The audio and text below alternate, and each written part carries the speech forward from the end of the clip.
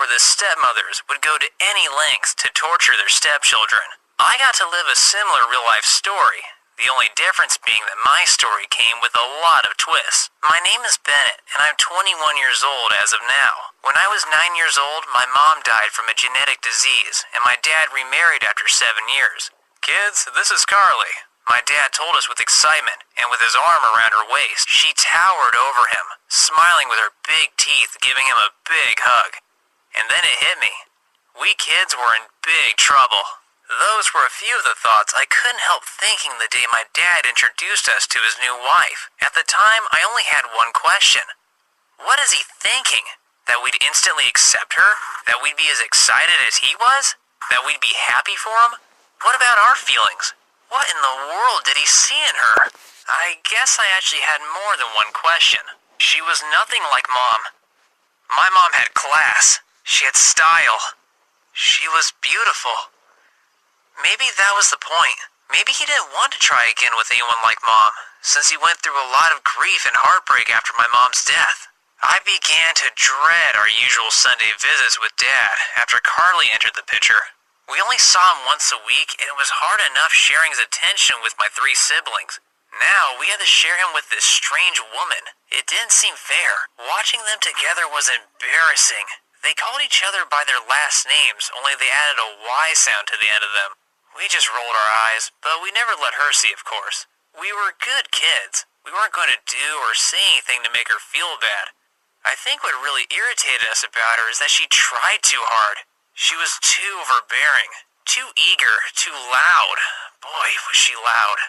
She used to attend my swim meets and stand up in the bleachers, yelling her head off, jumping up and down, clapping, screaming, and shaking her fist. I'd stand there on the starting block and hear her voice above all the others. I'd pray that I'd win the race, and I'd hope that it wouldn't be a close one, that I'd win by a body length.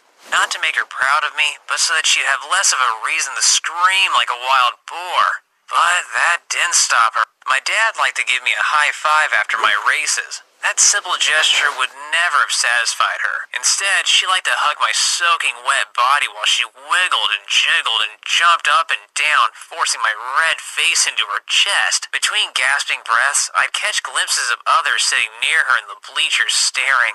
I guess it was a sight, and I knew the worst part of her ritual was yet to come. I'd politely say, "Thanks, Carly," and turn to go back to my coach, and she would pinch my cheeks. I'd know the pinch was coming, but somehow I was still shocked every time. It was supposed to be a pinch that said, "Great job, you cute thing," or something like that. But it was always a bit hard. Her nails were sharp and long. I didn't notice these hints in the beginning, but slowly they became too much to ignore. She used to act clingy with me, finding excuses to spend time with me. It was not a wrong thing, but her actions and words were too inappropriate at times. She was a completely different person in front of everyone else than she was when she was alone with me. For example, she wasn't as excited about life in the morning.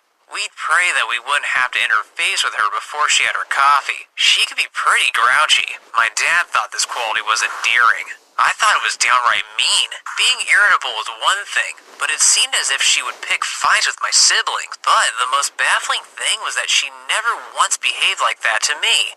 These scenarios started ringing warning bells in my head. She definitely had her moments of rudeness in front of the others, and it wasn't just in the mornings. She was impatient with her waitress, mean to cashiers, and pompous to anyone if she was in that sort of mood. But for me, her tone was always sickly sweet, even if I made any mistakes. It was on my 18th birthday that she dropped the bomb on me. She got me alone in a room and confessed her love for me. It was not the kind of love that a mother should feel for her children. Rather, she loved me in a romantic way. I was so taken aback at that moment, and thoughts of my dad plagued my mind. She told me that she never loved my dad.